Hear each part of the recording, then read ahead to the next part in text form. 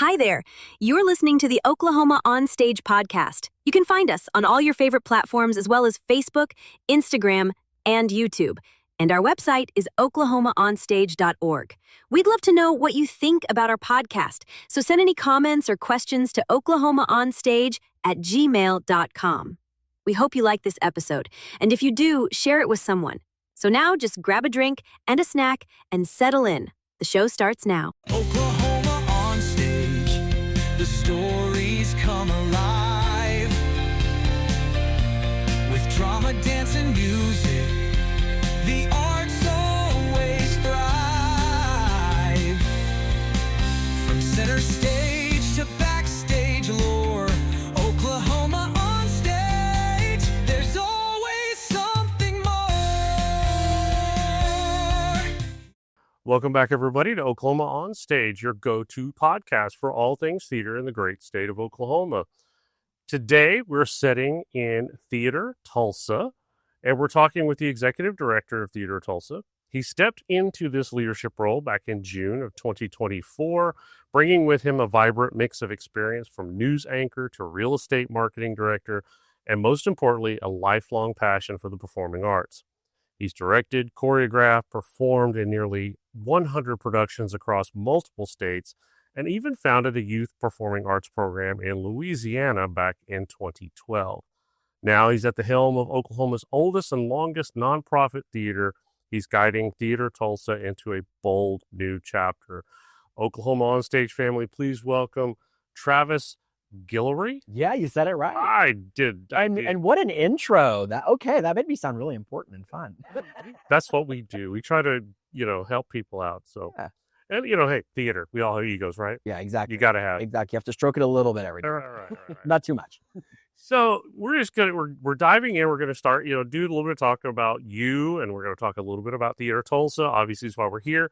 Couple of the things in the bio that you sent me talking about, you touched a little bit on Theatre Tulsa's mission, you've done a lot of work to keep it connected to the mission. Can you share Theatre Tulsa's mission in your own words? Yeah. So I think for Theatre Tulsa, we are the largest and longest running nonprofit theater company in Oklahoma. We are the seventh oldest on this side of the Mississippi. Like we've been around for a while, and I think the company has, obviously in the past 103 years taken many different forms, and a lot of different turns in terms of like the financial climate of, that decade and how a small, not really a small town theater, but a theater in the middle of America survives the Great Depression and a global pandemic and things like that. And I think the heart of everything that Theatre Tulsa has done has always been community, because we're in this weird spot, I think, and I think a lot of people would agree that Theatre Tulsa is a big, small company and a small, big company. We do shows that could rival, a regional production of something, but we've got a full-time staff of 3 people. It looks big. We look really big and nice and shiny, and I think that's what attracts a lot of people to it. So even through all the iterations of Theatre Tulsa and all the types of shows that we've done and how big or small we might look, the through line has always been community, because without folks in our shows, those shows don't exist. Without folks in the audience, in the seats, those shows don't exist. So we really we can't get a big head, even when we do a really, really impressive big production at the Performing Arts Center, all those folks are folks that are volunteering their time. They've all got families at home. They have to go and cook dinner after rehearsal. They're doing it because they love it and they're passionate about it. And one thing I always say whenever we're getting close to opening a show, whether it's a show that I'm directly working on or not, I always make sure I get the cast of that show together, and just thank them for doing the thing that they love to do, because it not only is important for the community to have that type of outlet, but as human beings, especially adults as we get older, to be able to take time for yourself and be like, you know what, mom's gonna go and be in a musical now. You know what I mean? That's so awesome. And so we really have never lost sight of that. So, while our mission is, we do some big splashy musicals and we strive for this, quality and this excellence, really at the heart of it, it's community. And it's the folks that are in these shows who are doing it because they love it and they want to be here and they want to not only support Theatre Tulsa, but also do something and give back to the community in a way that is impactful. Very cool. Very cool. So you touched a little bit about on big at the Performing Arts Center, of course. You do productions both here and at the Performing Arts Center. Yeah. What would you kind of say is the difference between the two, other than size, of course? Yeah. So we recently, about 2 years ago, renovated a former Family Dollar to kind of bring everything together. We were renting storage facility for costumes, renting storage facility for sets. We were using churches and just random places for rehearsals, like most community theaters are doing. Wherever you can find a back alley that somebody lets you rehearse a play, you're going to do it, we were renting out spaces for our office. We were kind of all over the place, and we'd have one show rehearsing across town, and then we have to go over. It was so spread out. So 2 years ago, we got this Family Dollar and divided it up in a way that we're able to have 2 rehearsal rooms, one slightly bigger, our entire costume shop, our offices, a lobby area. And I don't know if the plan was ever to do productions here. But whenever I came on, we had done a few things here with low tech, low budget stuff, 3-person things that, weren't super big. And whenever I came on last summer, and I'm kind of sitting here all day, every day going, man, this place is pretty quiet. We could start beefing things up here. Because for probably the past decade, we've been known for our big shows at the Performing Arts Center. And we've got shows this year. We're about to open Hairspray. We're doing Rent there. We're making the regional premiere of Frozen there. We've got Gypsy there. So we still have that as the main stage hallmark productions that Theatre Tulsa is known for. But what if we're able to do some kind of scrappier things in our own space that is just kind of sitting here for rehearsals and whatnot? So through a lot of really intense scheduling meetings with our company manager of how do we make all this work? I wanted to pack as many off-Broadway series, which is our kind of black box series. We have our Broadway series and our off-Broadway series, to see what kind of shows we can get away with doing here in our little Family Dollar. So, I had a private donor who donated some money for nice cushy chairs, because he was if I'm going to start seeing shows here, I kind of want to be comfortable, and these chairs suck. And I was like, fair. He was like, here's a check to get better chair. I'm like, great. So who doesn't ever say that in a movie theater or any theater? Yeah, totally. So it things just kind of fell into place. We painted the ceiling black in that large rehearsal room. We were able to fit 80 or so chairs in there.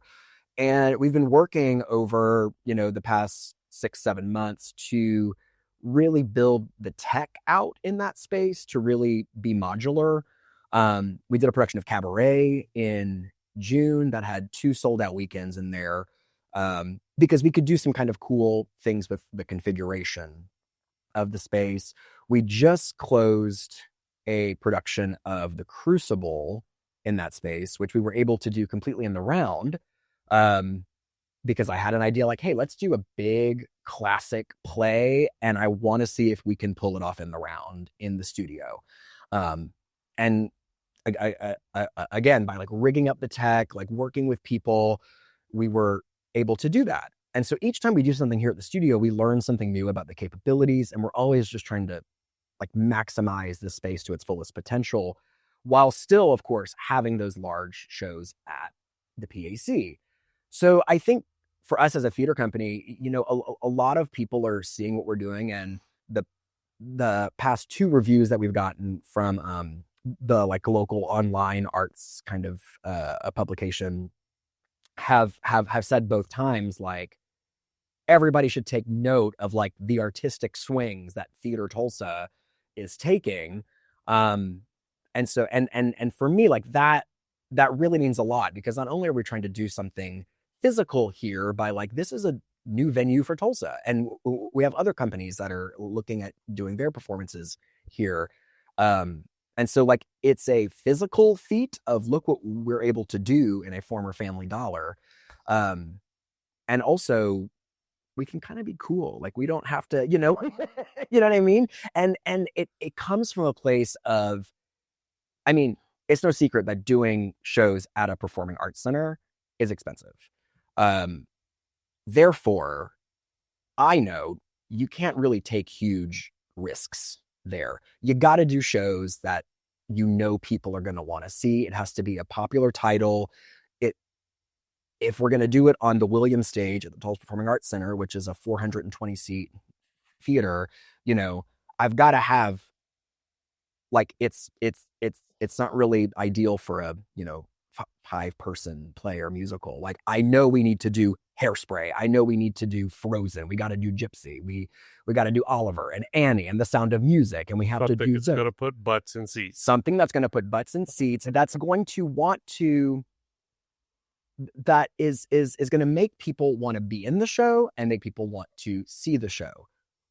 Here at our Family Dollar Theater, we can say, you know, it's not the most popular title, but we can do it in a really cool way with way less overhead, because this is our own space, and see what we can get away with. And we're able to take those risks here. And that has also kind of, you know, went into this whole other arm of Theatre Tulsa of our collaboration series, which are folks in the community and artists that come and pitch a show to us. Like, it could be a show that they really have always wanted to produce, or a show I've always really wanted to see done, but nobody's done it yet. And we're able to kind of co-produce that show with them here, because again, it's our space, and I don't mind giving a week for Tech Week and a weekend for performances for somebody to co-produce their dream show that they don't have the resources for, but we do. And we can, you know, help folks do that here. And again, it could be a show that hardly anybody's heard of, but it's like, again, that's where the community aspect comes in. It's like, it's especially on those collaboration series shows, like, we're not looking to make a whole lot of money from those, but we're making really cool art, and we're doing it really well in a former Family Dollar. And it's not taking away from anything that we're doing. If anything, it's just adding to the number of productions that we're able to do. It's adding to our reach. I've seen so many people come through here to see our shows that we've done here at the studio that I've never seen at the PAC before. And so we're reaching a different audience. We're reaching just a whole different breed of Tulsa, you know, who wants to see this kind of scrappier, you know, kind of theater. And we're fortunate enough that we have the resources to do that at Theatre Tulsa, without taking away from our large scale musicals at the PAC. So, like, the biggest difference, obviously, like you said, is the scale of those shows.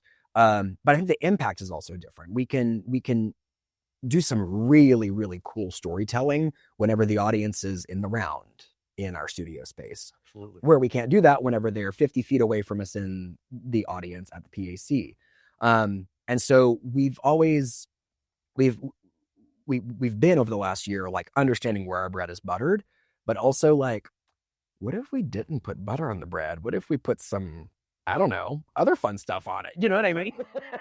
Peanut butter and jelly. Peanut butter and jelly. Yeah, I don't know. Like, with some Tabasco sauce. I don't know. Yeah. Let's try it and see. And I think, too, the really cool thing about, you know, like you said, doing things a little bit different in here and collaborating stuff, you're also bringing more awareness to those artists, mm-hmm. and those other things that they wouldn't necessarily have the ability to do. Right. And so I think that's great that, again, showing that collaboration with the community. which is something that you actually did when you first came to Tulsa, the outreach portion of it, which we'll talk about here in just a little bit. Some of the core values that you guys in your mission talk about is quality, community, and love of theater. How do those values help to shape the programming that you guys put on? Yeah. Well, I think all of those three things go hand in hand. We've always talked a lot about the community of it. And I think if it were up to me, which I guess it is because I'm executive director, but I'm not going to change the mission, but like I would put quality third on that list. Like if you're going to look at like ranking those three things, I think with companies like this that have such a rich history, that are rooted so deep in the community, I mean, it's a fair statement to say that Theatre Tulsa is an institution in Tulsa. It is a gem in Tulsa. And I think because of the community support that we've had over the last 103 years, cultivating that love of theater, both internally with the folks who were in our shows and on our production teams, kind of radiating that out for the community to then have that love of theater to come and see that. And we're able to do it in a way that is high quality. And so it's like, I think all three of those things, I mean, it perfectly sums it up of like community, quality, love of theater. I think you can't have one without the other. If you don't have a community behind you or a community of volunteers or actors, you don't have that love of theater. You need the people to come, you know what I mean? And then if the people come and it's not great quality, well, you're not going to keep them. Yeah. It's just a fact of it. You will sell more tickets. Right. And so I think those three core values really go hand in hand. And I think at the heart of every theater company, that's what every single, I think arts organization strives for. You got to have people. You got to have people who care about the work that you're doing, especially if you are in the nonprofit world, as most theater companies, at this level are. You just got to have that community, and you've got to have those folks behind you and support you and wanting to see the vision and the mission come to life. I came in with some crazy ideas, and I've had a fantastic staff of people that were just like, yeah, that would be cool if we could, let's go. And then other people saw that. And then it has been such a great year of, you build it and then they come. You take a lot of risks when you're just blindly building it, because you're hoping, I hope I can get that community. I hope I can instill and ignite that love of theater. I hope we're able to do this in some kind of quality, that people don't think we're just, slapping cardboard sets together. And, sometimes you are, Absolutely. Sometimes your resources are stretched thin. And, so you have a lot of these smaller companies who are absolutely doing their best with the resources that they're given. But I think that's kind of at the heart of every theater company, is like that sense of community, that love of theater, and then trying to strive for the best quality. But every theater company is different, and they're in very different regions of the country and very different socioeconomic, demographics. Absolutely. And all have their own kind of lane and their own mission. But I think those three things, I mean, that is community theater right there. Fair. So let's shift gears just a little bit. We're going to talk about you. And of course, we always, in any one of these interviews, is always the elephant in the room. How did you get started in theater? Yeah. Well, I have been doing theater since I was 9. I, in a small theater in my small hometown in South Louisiana, with the cardboard set, like, you know what I mean? Like I grew up in that scrappy theater environment where like the mayor is there, like helping to paint flag. You know what I mean? Like it's so Music Man. Well, that's cool that you got the mayor to get involved. That's how small the town was. But like I started around 9, and it was like a youth program kind of thing. I played the Big Bad Wolf and the Three Little Pigs. I was like a foot shorter than the Three Little Pigs. I think that's why I got the role. They were like, who's this little kid that's just like howling at these like older kid? Like, okay, yeah. And then I think so I was probably 9. Yeah, I was 9. And then a little bit later, I got cast as the Artful Dodger in Oliver in that same small town. And that was the first musical they had ever done, which was big. It was big for New Iberia, Louisiana. Like, we had 2 piano players. Yeah. Oh, I mean, full orchestra. You know what I'm saying? And like, I didn't realize I could sing. Like, just so many little light bulbs are going off. And I think even for that small theater, like, oh, we're able to do. And like, now their season is like, I think 6 or 7 musicals with a full orchestra. And I'm like, 20 whatever years ago, and I was just this little scrappy kid in that kind of rinky-dink production of Oliver. And it's like, to see that theater, like now where it is, has been like so cool for me to see, like from the outside now that I live here. But yeah, I kept doing theater all throughout school, and then directed my first show there when I was a senior in high school. It was an Agatha Christie, The Unexpected Guest. And that was the first play I ever directed. I had choreographed things. I was like that kid, like that really irritating, annoying, arrogant kid that like I was choreographing productions for other schools while I was in high school. Oh my. Like I would get enlisted, whether I like beat the door down myself. Like I don't know how I did it, but like looking back, I was like, that little 15-year-old was literally choreographing a production of Seussical at a school he did not even go to. And I'm like, how did I even get there? And I also was that kid, because I went to like a kind of small private school, which means no theater department or like no arts or whatever. And I like produced You're a Good Man, Charlie Brown with a live band in the cafeteria lobby. I don't know how I convinced the school to pay for the rights, to like block out. We sold tickets. I'm like, and I'm looking back and I'm going, oh wait, that's literally just what I'm doing now. Like I'm doing the Family Dollar Theater. I'm trying to program all of this, and it's like, wait, I've been doing this my whole life basically. But I never like did it professionally. I never pursued anything professionally.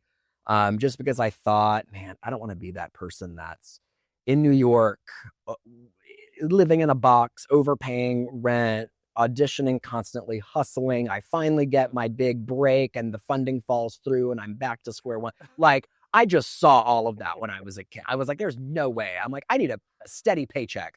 So I went to school for public relations, and all the while still doing theater. And so like while I was in college, I founded a youth performing arts company in Louisiana that ran for about 10 years. I tried to keep it up while I was here.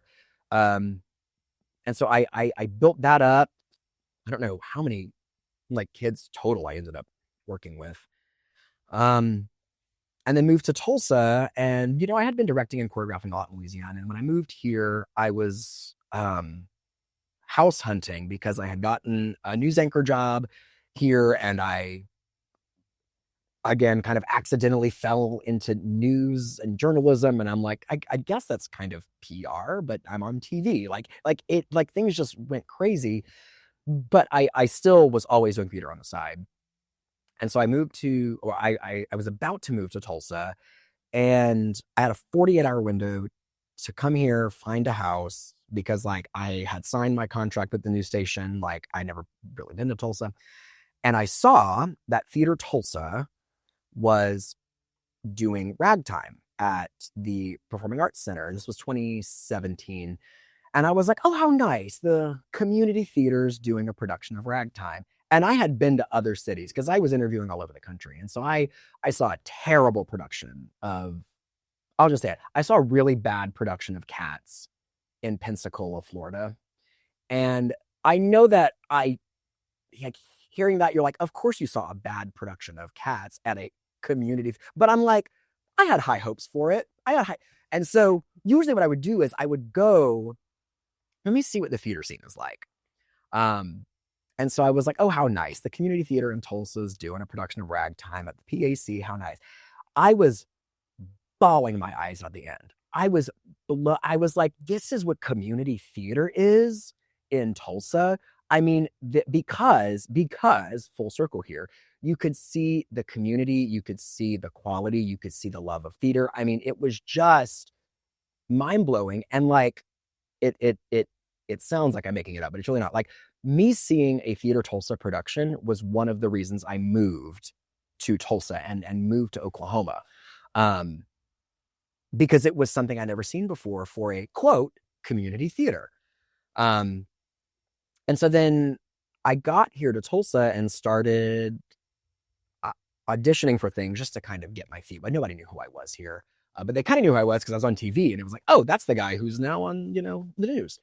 And so like just immediately jumped in and started auditioning for things. And then pretty soon after that started directing and choreographing for Theatre Tulsa, specifically with the youth program with Theatre Tulsa Academy, which about 300 or so kids come through that program every year because we have year-round programming. So I started directing and choreographing a lot of the kids shows for Theatre Tulsa, moved up into some adult shows, Theatre Tulsa, had a personal career change, went into real estate marketing, all still kind of doing this on the side. And then, oh, they need a new education and outreach coordinator. Like, oh, Travis makes sense because he's doing it. But, and then almost 2 years ago, the former executive director here was like, hey, you guys, bless you. I was waiting for it. I know, you too. The former executive director was going to be resigning after, I think almost a decade. And I thought, why not? I've faked my way through so many careers. I could fake my way through this one too. I'm just an actor. Like I can do this. And so through like a very long, I think like 6-month long process with the board, I became full-time here as executive director. And so that's kind of been how my career has gotten me where I am. But like I said, like seeing the things that we're doing at Theatre Tulsa now and kind of like reflecting back on all that, it's like everything was kind of leading me here. And it's like, you have people that believe like you're in the right place at the right time and it's like, I kind of feel like that. I kind of feel like this was a moment for Theatre Tulsa because it also was no secret that it was in a pretty bad financial situation whenever I took it over. And so it's like the stars kind of had to align at the right time. And, we were able to start doing more shows in our studio. We were able to like find some lightning in a bottle. We've had a few of those situations over the last year where like things just worked out so well. Because I think we have like the right people here at the right time. And so I look back at like my career and I'm like, oh yeah, like that kid, like the big bad wolf who was like a foot shorter than the pigs would look ahead now 25 years and go, yeah, duh, of course that's what you're doing. Like you're like running the oldest and largest nonprofit theater company in Oklahoma, and you're like doing Family Dollar theater and big shows at the Performing Arts Center. So it's like, I'm really grateful that I've had the roller coaster of a like career path that I've had. And yeah, I'm just like, I'm happy to be here where I am now, able to do the things that Theatre Tulsa is doing with the people that we have. That's a really cool story. Thank you. And it really kind of did. It kind of wrapped up like all of the questions I had for your journey, all in one deal. Okay, and he's talking about that, and he's talking about that. Okay, so moving on to Theatre Tulsa's history, its evolution and things. Founded in 1922. Yep. Tell us what you know about the history here in this longest running theater. Yeah. So again, like we said, I mean, it's had its ups and downs. I mean, it literally went through the Great Depression and came out on the other end of it still doing shows, which is, a feat in and of itself. And I think all theaters that survived the pandemic and are somewhat stable now are like, that's a miracle, because an entire industry, shut down for almost 2 years. But I think for Theater Tulsa, starting in 1922, it was the most grassroots type of theater company at that time, of like literally on the grass, because the theater was a tent. It was like a smaller looking circus tent kind of thing.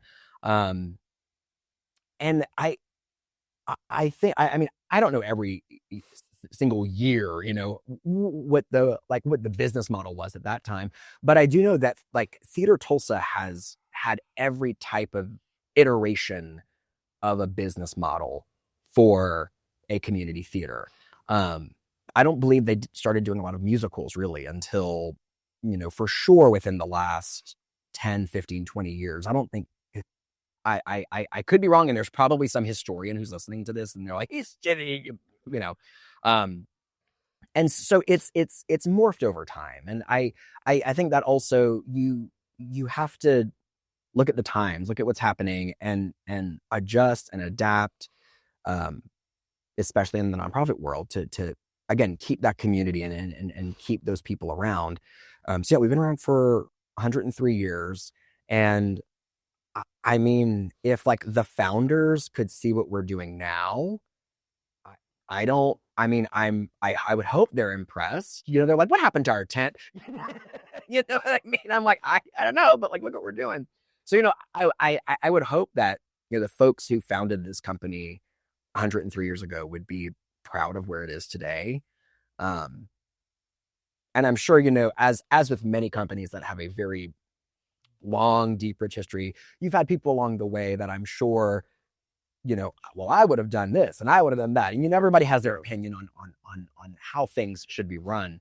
But yeah, I mean, Theater Tulsa has survived. It has thrived. It has, just, and through all of that, continued to be such a gift to the community, which is why whenever we were really struggling financially the past year, I was like, do I sound the alarm? But like, I don't really know how to, I've never been in this position before. And then like, I just thought, transparency is the thing to do, I think. And so, yeah, hey guys, you have a Tulsa institution really struggling right now. So if you as a community care about this and want it to sustain and see a 103rd, 104th, 105th year, we need your help.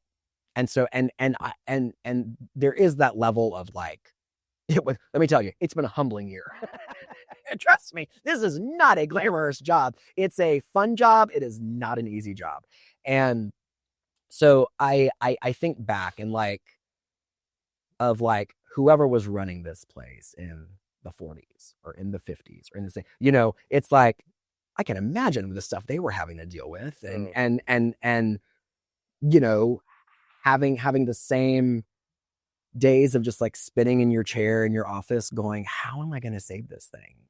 And so I think through all of like the ups and downs, the triumphs, the, like rock bottoms, it's like, I don't know, it's just so impressive to have an organization like this in this city. And then for me, just like to like help shepherd it into, I don't know, the next 100 years or whatever next phase it's going to be. But for right now, this is what makes sense for Theater Tulsa. This is what makes sense for the community. It's what makes sense for the city.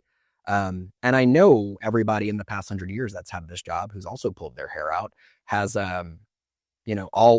all worked toward the same thing.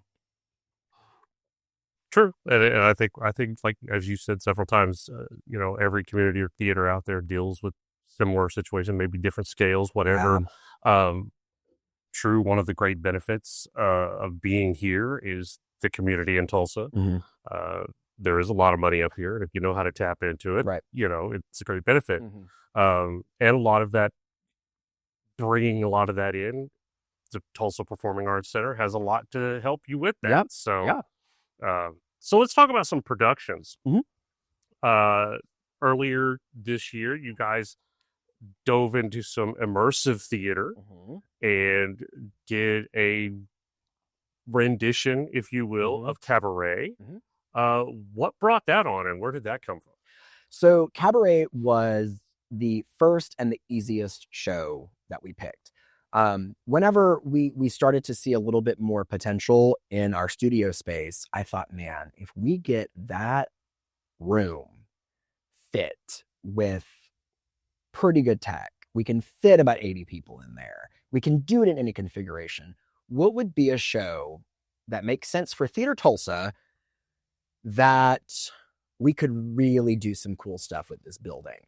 And the first show I thought about was cabaret. And I told my company manager, I said, what if we launched our new and improved off-Broadway series, our new robust studio Family Dollar series? I'm thinking cabaret. And she was like, I was thinking cabaret too. We're doing cabaret. It was just, yeah. And so we wanted it to be, because it was like, okay, if people are coming here to see theater, if we're going to train audience members to break their brain a little bit, you're not going downtown. It's not a formal theater. It's, you have to start breaking audience members away from that. Like, you're coming to a found space, former Family Dollar. From the second they walk in the door, how could I change their mind? And so we wanted to make it immersive, and we wanted to, kind of similarly to what the revival just did of cabaret, to create the Kit Kat Club in our studio space. So that show very quickly came top of mind for that. And we really pushed to have all the tech ready, to have like the tape. I mean, like, just to really make sure we're gonna do a live band. We're gonna see if we can have, from a sound design perspective, can we do a 4-piece band in there with a cast of 20 doing a production not in a proscenium setting, so in a kind of different configuration that's going to blow people's minds? And I was like, hey team, here's our task. And it was incredible. It was incredible. The way people, I don't know, I can't describe it. And it was so successful that we brought the show back in August for a weekend that also sold out. We sold out the initial run of cabaret. It was a 2-weekend run, 8 performances. We sold out the initial run before we even started doing tech rehearsals, which I've never experienced, of like, hey, the show starts next week, we're sold out already. Because I've just been like, we build it and they come. We build it, they will come. I'm just like, we're going to do it. And so that, like, it was so overwhelming to see people just like get it, of like, oh, this is what Theatre Tulsa is doing now. Oh, wow. And you guys are also going to do the stuff at the piece. Oh, man. Like, you know what I mean? I think people just saw what we were doing with that show, and it felt like it shifted things a little bit. It felt like it kind of, and I mean, I told this to the cast mainly to like beef them up and boost them up, even though they really didn't need it, because they were like, we sold out before we even opened, But like, I think Back to that ego thing. Right. You have to stroke it a little bit, but not too much. But I think our production of cabaret changed the landscape of theater in Tulsa just a little bit, because what I was able to see done in that space, the way I was able to,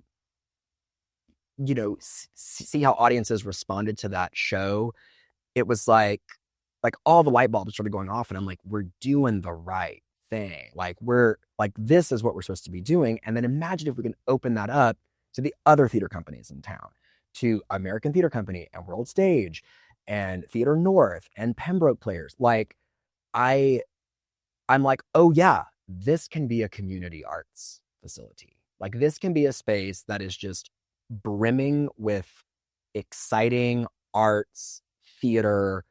Like, it just opened up so much for us. And so whenever we were choosing what show to do, I was like, we gotta, like, we're throwing everything at the wall and seeing what sticks. And we can do that with Cabaret, which was a hot title at the time, and we were going to do it in a really cool way. And yeah, I'm so proud of what that show did in Tulsa, and just having a completely sold out run and then another sold out run, and then people still just like, I'm going to be thinking about the experience as a whole, not just the show, but like the experience they had coming in here, like for years. Now, you guys kind of took the immersive part to the extreme. Yeah. You were offering burlesque shows at pre-show. You also had an art exhibit out front. Yeah. We like immediately, and it was another great thing about Cabaret, of just like the potential and the opportunity that we had for it. I am glad you mentioned that, because I already forgot about it, because I have moved on to like 3 other shows, at least 3. But yeah, we partnered with the Sherwin Miller Museum of Jewish Art here in Tulsa, which is the largest collection of Judaic art in, I believe, the Southwest. And it's right here in Tulsa. The curator of that museum actually reached out to us within 5 minutes of us announcing that we were doing Cabaret, and said, we got to partner on this somehow. So yeah, like in the lobby, we had a whole section blocked off that was a curated exhibit of just life in the Weimar era, and a lot of the history that was erased and just destroyed over time, that we really wanted to highlight, and was relevant and important to understanding our production of Cabaret, of like to really like find the humanity and understand what was lost and the information that was lost. And so we had a really fantastic exhibit as a nice educational piece. And so many people were like, thank you for doing it. Like, not only was that like nice to have, that was necessary to have that exhibit out there to either see before you go into the Kit Kat Club, so to speak, or like you see Act 1 and then you immediately run out and you're like, I got to go to that exhibit because I'm sure there's, and so we had that partnership, which was really, really fantastic. We offered for the evening performances, we had burlesque pre-show for an additional ticket. And that sold really well because, again, we wanted people to come here. And I mean, the 1920s, early 1930s was very vaudevillian. I mean, you had clown acts, you had burlesque acts, you had animal, it was just this kind of birth of the variety show. And so I was like, we're going to sell additional tickets for a burlesque pre-show. And so, yeah, I do appreciate you bringing that up. So yeah, we just had all these elements of it that was just like the stars aligned and we had lightning in a bottle. And I'm like, I want to make that with every show, no matter if it's here at the PAC. It's like, what kind of community partnerships can we do for these shows? What other things can we do to engage the community? That's going to, again, another full circle, like instill that love of theater. Like, I'm so excited about whenever we're doing Frozen, because like, do you know how many little girls want to meet Anna and Elsa? Like, even still, that movie actually came out like over 10 years ago. But there's just something about Anna and Elsa. And so it's like, we've already got some opportunities and partnerships. I have one with the Filbert Museum because they're going to be showing Frozen the movie and they asked for Anna and Elsa. So it's like, we're finding all of these opportunities to connect with the community and connect with other organizations in a way that you have to be intentional about, but also, you really do have to be intentional, because it's like when we're picking these shows, we're also now thinking in those terms. We're not just doing Rent. No, it's like what organizations that, are like, we have Tulsa Cares and Diversity Help, like, or organizations, who their main focus is AIDS prevention, AIDS awareness. And it's like, we're doing Rent. That's a big part of Rent. Yeah.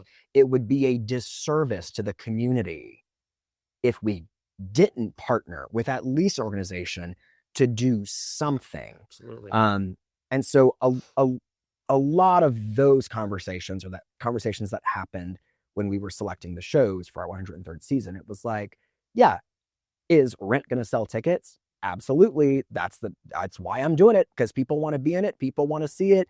It has this nostalgia for a lot of people.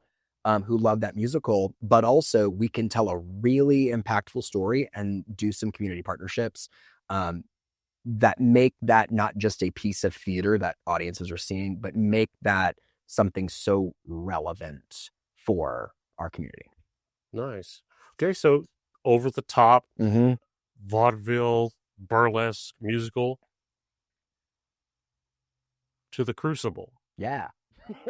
How did you shift that gear? Yeah. So we typically have only done 1 or 2 plays a year. And by plays, I mean a non-musical, straight play, no singing.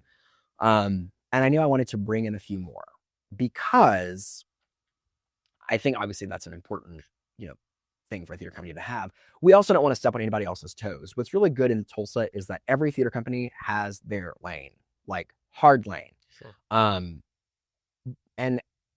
we don't want to dip too far into somebody else's lane. So one thing I noticed was no one's really doing classics.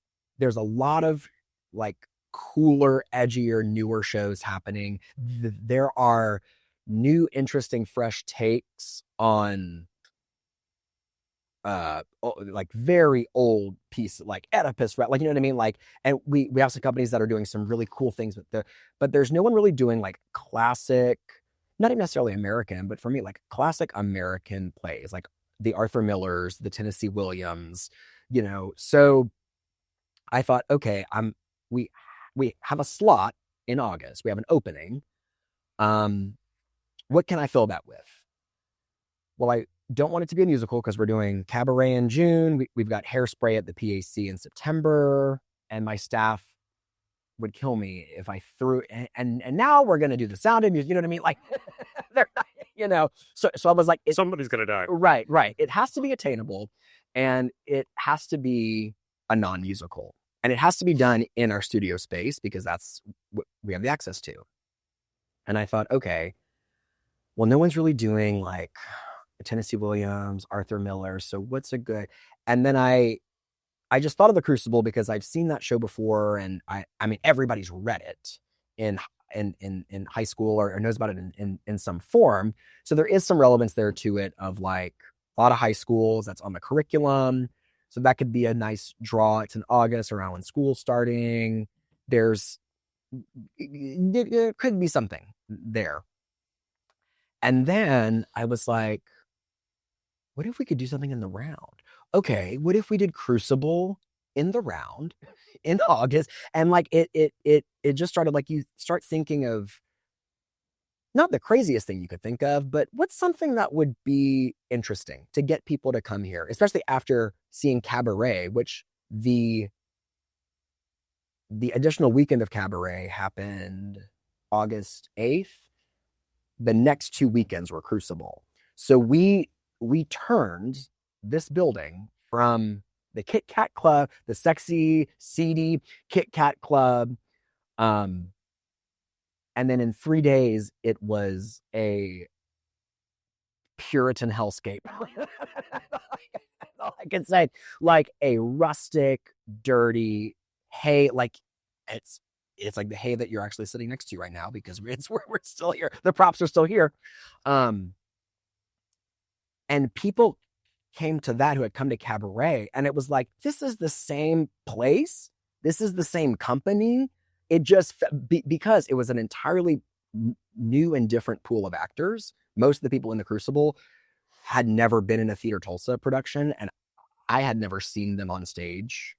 And so not only did we diversify our programming by doing, a classic American play in the round in our studio as part of a company that doesn't really do that, we got an entirely new demographic of people.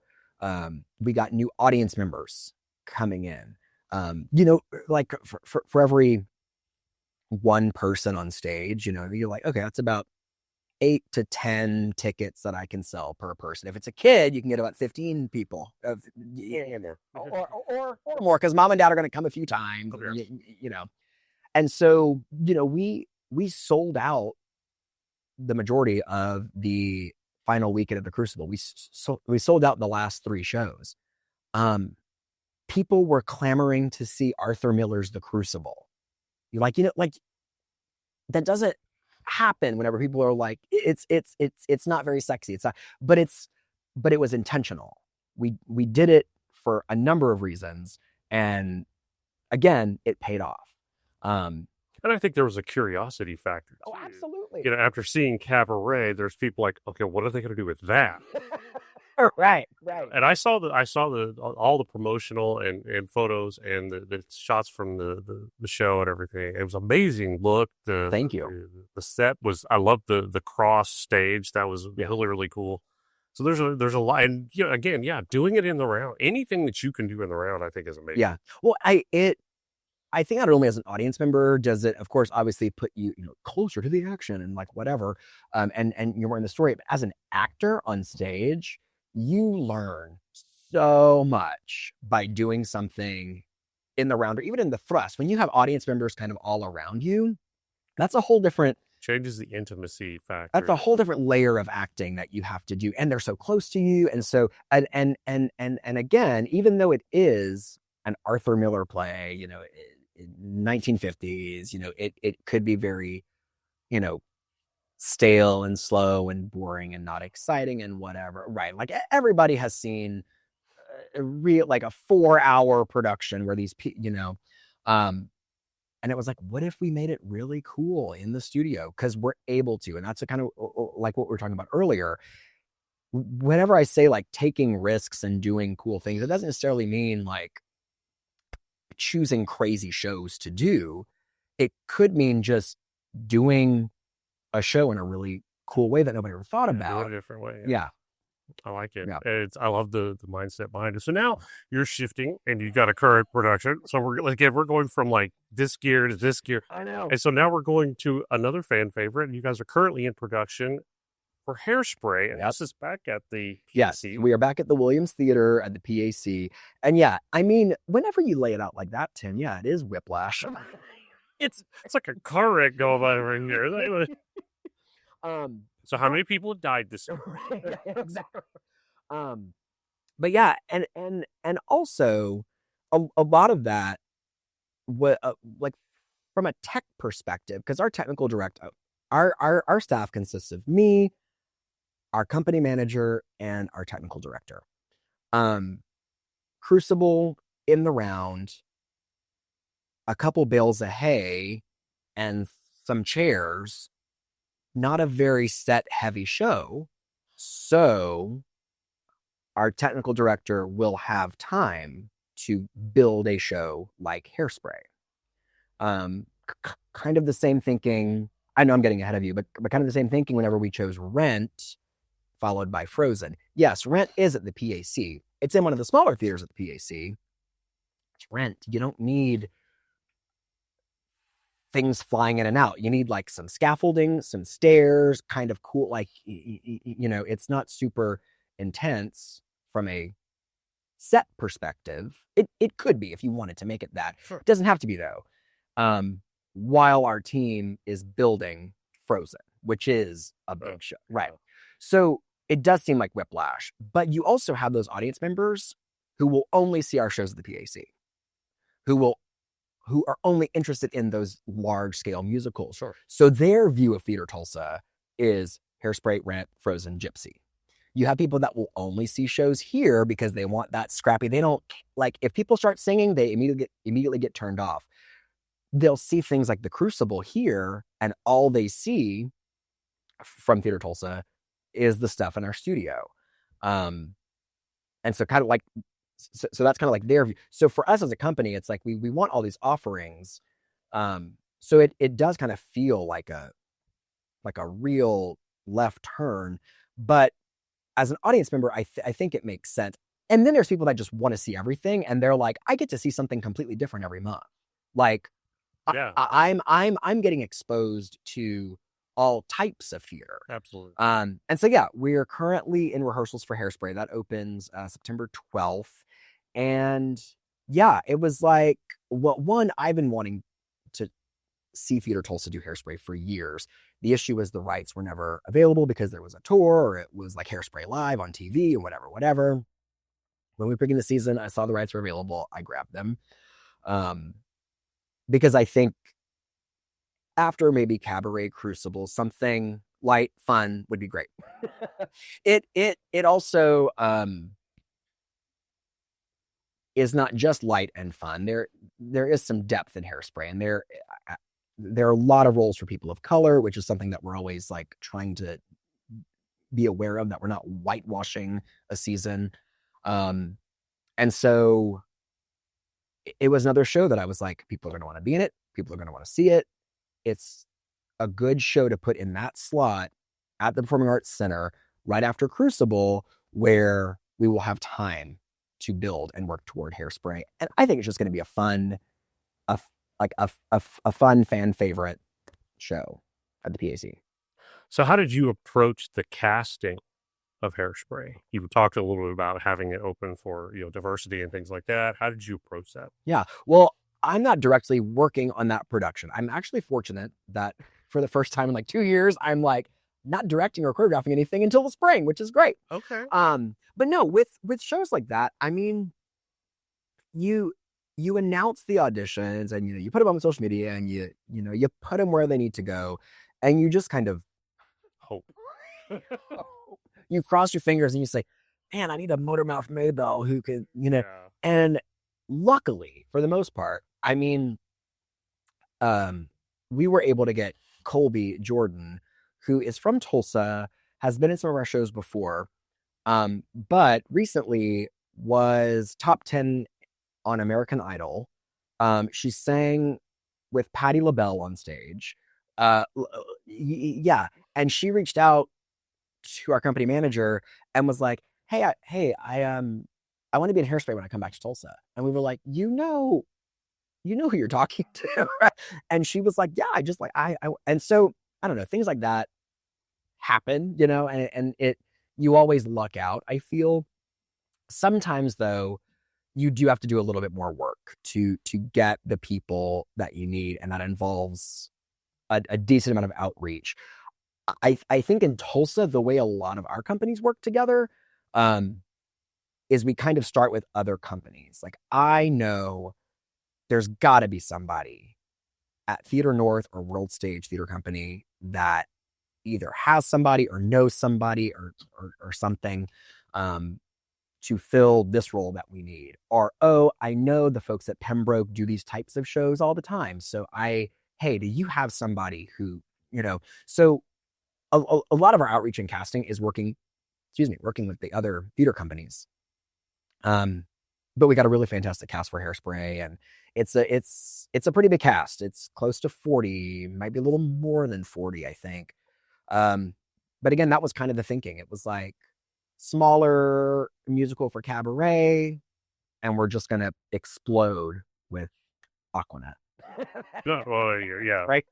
And I love that you do that, because that in and of itself kind of accentuates the community theater. Yeah. If we're able to work together, and that's kind of one of the reasons why I built this podcast to reach out, to show that our community is a lot bigger than what we think. Yeah. So many people are literally, shoehorned or boxed into their community. They don't think outside of that. Yeah. And one of the directors that I interviewed previously said what they're starting to see over the last couple of years, and probably even more so this year, is somebody called it theater sharing. Mm-hmm. People, and we're seeing it, people coming from small towns into the big cities to do theater, but we're also seeing some of those actors from Tulsa and Oklahoma City going to Stillwater and Enid and to do theater there as well. Right. And I think that's such a cool thing, that we're looking outside of our own little corner, and we're sharing the love of theater with everybody. Right. And I think COVID had a lot to do with that. It kind of opened our horizons to what's going on, and that we need to be outside of our shells a little more. And I think that's great that you guys are really embracing that. So we talked a little bit about some of the shows that you've got going on. So Mhm. what does your season look like? When does your season start and end? So technically, basically starts July to June is basically our fiscal year and also our season, if you will. Okay, so this year your season opened with Cabaret, Mhm. then Crucible, now Hairspray. We talked a little bit about Rent and Frozen. Mhm. What does the rest of the season that you've got going on look like? So the rest of the season after Frozen is going to be really experimental. I was gonna say, if you say top secret, I'm gonna think Top no, it can't be top secret. I need people to buy tickets. So there you go. So I, again, looking at our studio, going, what can we program in there? How can we have the biggest impact with some shows at a low production value, or not low production value, low production cost, I should say.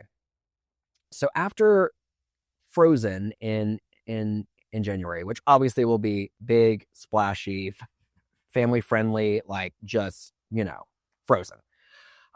In February, we're doing a production of Love Letters, which is another non-musical. Love Letters, for people that might not know, every community theater in America has done love letters because it is two people who sit there and read love letters, and you don't really need a set or costumes or fancy lighting. The actors don't even really need to learn their lines because they're reading their love letters over time. It's also an incredibly sweet story. It's basically The Notebook, but without like the flashbacks. That's kind of how I would describe love. It's like two older people who have had this love story, and it kind of plays out through letters. Sure. But what if we did it with a different couple, like every night? And then what if I gave people discounts? Like if you want to see multiple couples in this love story, you can get a discount to come and see the show multiple times or whatnot. So that's what we're doing. I'm kind of using the tagline, Love Letters, forecasts, one love story. I want to see what, I don't know, a biracial older couple, how the story moves through them. I want to see, like, I can see that show being, again, like what we did with Crucible. We weren't just doing Arthur Miller's The Crucible. We had something to say with it, and we wanted to kind of test the boundaries and the limits of that story. So I want to do the same thing with Love Letters. So we're going to be casting 4 pairs of couples who over 2 weekends will do the show here in our studio space.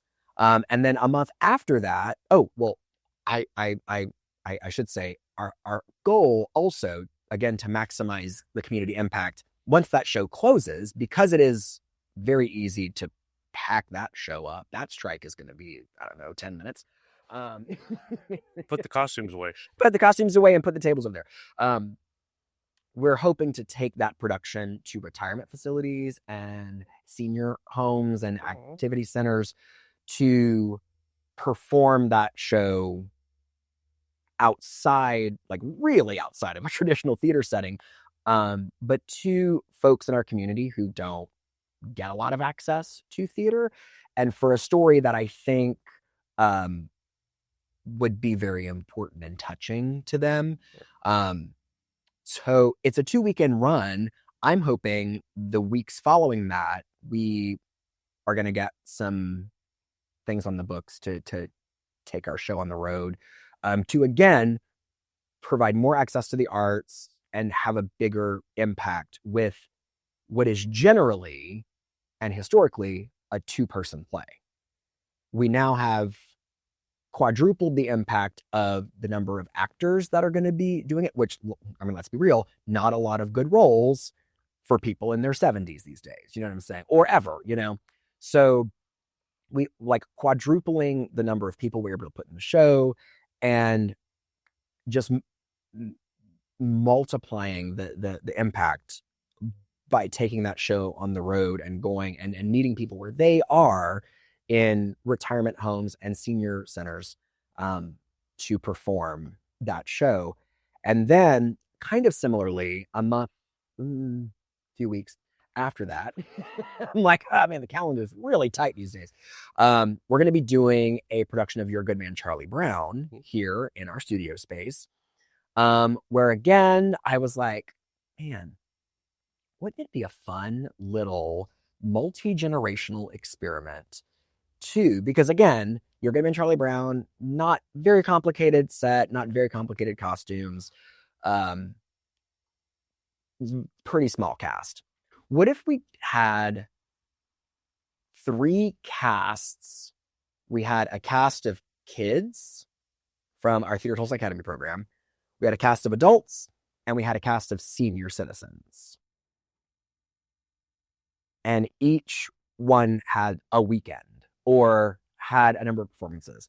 So we're doing a multi-generational theater experiment of Your Good Man, Charlie Brown, where you can come one night and see kids do it, one night to see adults do it, and then one night to see seniors do it. That's a show I will be directing. How am I going to direct that? I have no idea, but I'll figure that out, much like we've figured everything else out kind of as we've done it. So I'm interested to kind of see that project. And it's really like with shows like that, I don't really even think of them as like a show. I think of it as like an initiative, like a project that we want to do and that people are getting excited about. And it again makes it feel bigger than just theater. It makes it feel bigger than I'm just in a show. Like, no, I'm in this really cool show where like there's like, and then I'm like, you know, it just, I don't know, it makes people feel like you're a part of something special. And as an audience member, it makes you feel like you're seeing something really special. Yeah. And then fingers crossed that turns into funding, but that's a separate conversation. You know what I mean? We hope that with every show. Right? Exactly. And so, yeah, so we've got those 2 kind of fun shows lined up. And then after that, man, you're really putting me, I'm like, I have to remember my own season. That's crazy. And then after that, we have some collaboration series shows in the works with some members of the community. One production of Lizzie, the musical, is going to run for 1 or 2 weekends here that we're co-producing. And again, that's going to get a whole different audience and demographic here in this building seeing theater, which I'm super excited about. We then are going to be at the PAC again in April, May, to finish out our Broadway series with Gypsy, which was a title I was surprised to get. I was very surprised that we got the shows that we got. Cabaret was currently on Broadway. Shocked that we got it. Hairspray has never been available whenever we've tried. Shockingly, this season, it was. Frozen kind of fell into our lap because we get information on like early release for things, and because of the shows that we do and the skill that we do them, we get selected to make regional premieres of things. We made the regional premiere of Waitress last fall. And so and then Gypsy, which I was like, there's no way. It's on Broadway. Audra McDonald, like there's no way. And it was available and we got it. And I said, okay, I guess we're doing Gypsy too. Like, man, we're just going to go all out this season. And so we'll be back at the Williams Theater at the PAC for Gypsy, which I'll also be directing. Really excited about that. And then obviously throughout all of those things, we have our Theatre Tulsa Academy, which is year-round programming for ages 5 to 18. We've kind of got them like broken up. We have Broadway Beginners, Broadway Boot Camp, Broadway Bound. And so we have those programs and those productions happening throughout the year. We just had summer camps of our 5 to 12-year-olds did Annie Jr., and then our teens did Heather's School Edition. We've got Seussical Jr. coming up in the spring. I think we load out Gypsy the same day we're loading in Seussical Jr. My. So again, it's going to be a weird, like, you're going to see like the Jungle of Newell coming in as like the stripper gypsy. So, you know what I mean? Like, but I mean, we're just like, we have a variety of offerings here at Theatre Tulsa. And so we have our youth programs kind of sprinkled in there throughout the year. In the fall, I love this program that we came up with last year called Musical Laboratory, which is, again, a no-cost thing. There's no rights involved. There's no like real overhead for it, really, where kids, like, we create our own musical. We take a classic story like Goldilocks and the Three Bears, Three Little Pigs, or something like that, and we collaborate and write our own like 30, 45-minute mini musical. And they're a part of the songwriting, the scenes. They can give their opinions on the lights and costumes, but I'm like, you guys, it just kind of is what it is, you know? And so that's a really cool program that we started last year. And the parents were blown up because I was fully just, again, throwing stuff at the wall, seeing what sticked. I needed something for the kids to do. We didn't have a lot of money to spend. We can't do Seussical or Annie or whatever. Let's write our own thing. And we'll see it. And it was incredible. The parents were like, how did you guys do that? You know? So we have fun programs like that throughout the year for ages, 5 to 18 in different forms, kind of sprinkled throughout the year. And yeah, so I mean, I don't think I missed anything in our season. I might have, but I mean, that's the highlights. And you sleep when? Whenever I can. But it's great because for a while I was throwing myself on pretty much every production team just to save money where I could. I was directing and choreographing. So now we're at the point where I can not be in the rehearsal room for all 5 productions that were happening at the same time. Because I mean, I was bouncing back and forth. I would choreograph this show for about 30 minutes, and then I'd jump over here into this room because I'm directing that. But then I have the kids coming in to do, like, it was one of those kind of things. I mean, it was scrappy community theater programming. And that's when I really wasn't sleeping. Now I can, though, because now I'm like, I think we've got it figured out for this season. But again, even the stuff that we're doing this season is pretty, I don't know, experimental, and trying to see, what season 104 could look like and seasons beyond that. But it's for us, it's just been about meeting the moment where it is. What are we able to do? What do people want us to do? And how can we just get people excited about theater and make it impactful and cool? That's cool. So if somebody wants to get involved with Theatre Tulsa, how do they do that? They can go to theatretulsa.org. That's theater with an R-E, because we're kind of booter, you know what I'm saying? It's theatretulsa.org is where everything lives. Audition information. You can sign up to receive our weekly newsletter. You can sign up to receive audition notices. You can sign up to be added to our volunteer list if you want to help with sets or costumes or props or anything like that. We're also on social media, Theatre Tulsa on Instagram, Theatre Tulsa on Facebook. And that's, I think, really where we get the most engagement. I've really been working to, like I said, make theater look cool and relevant and interesting and pique people's interest. And a lot of that has come through social media and just things that we're able to do. And so we love when people engage with the content that we have. And there's no shortage of it, because with this many shows, you can imagine what the every time you log in, you're seeing a different show. Every time the social media content calendar is like crazy. It's color coded. It's yeah. So yeah. If people want to learn more about us, we're on Facebook, Instagram, but our website, theatretulsa.org, is pretty much the home base for all things Theatre Tulsa. They want to get tickets for Hairspray. How do they do that? Yeah. Again, our website is a good hub for it. Those tickets for the shows that we do at the PAC are through the PAC's websites. So it is Ticketmaster and all that. But we have that on our homepage on the website. So any tickets that you want, any auditions that you want to sign up for, everything pretty much can be found on our website. Okay, before we wrap this up, everybody that listens to the show would be mad if I didn't wrap up with this. We try to end every episode with some off-the-wall curveball questions. Ooh. We call it our curtain call. Okay, I love that. So we're going to grab a couple of these and just go with it. If Theatre Tulsa were a cocktail, what would it be? Oh, okay. If Theatre Tulsa were a cocktail, it would be, I'm leaning toward some take on an old fashioned, mainly because that's what I drink.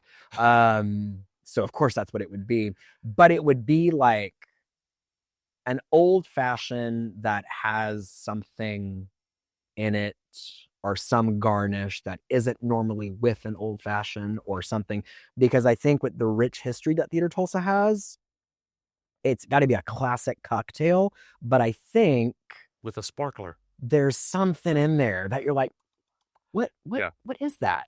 Sure. It's new. That's fresh. That's exciting, but it's still a classic cocktail. Absolutely. That's a really great question, Tim. Thank you. I'm keeping that. Hold on to that one. Yeah. Make it like one of your mainstays. Yes, I love that. So, okay, if Theatre Tulsa had a mascot, what would the mascot be? Oh, wow. Oh, that was See, I saved these till the end because after you've been thinking this word line, now you can't think of anything. If Theatre Tulsa had a mascot, you know, I'm gonna stick with like classic mascots. I'm not gonna like make up a unicorn thing. And I'm gonna be really sappy and sentimental and say I think it would be an eagle, because right now I think our wings are spreading and we're soaring into a new era of Theatre Tulsa that's really exciting. So I think it would be an eagle drinking an old fashioned. That's fair. Okay, I like it. Okay, last one. What is your go-to karaoke song? My go-to karaoke song is Back to Black by Amy Winehouse. There you go. That, or if I'm feeling real bold, I'll do a little bit of Can't Take My Eyes Off You by Frankie Valli. If I'm really feeling like a tenor that day. After a few old fashioned. Exactly. All right. Well, Travis, thank you for your time. Thank you for being a part of this. This has been a lot of information. You filled up our calendars completely for the next year. So I think we're good to go. We appreciate you being here, being part of this. Thank you. For everybody else listening at home, thank you for giving us a little bit of your time, for being a part of the Oklahoma On Stage community. And no matter what, continue to support the arts. Oklahoma On Stage.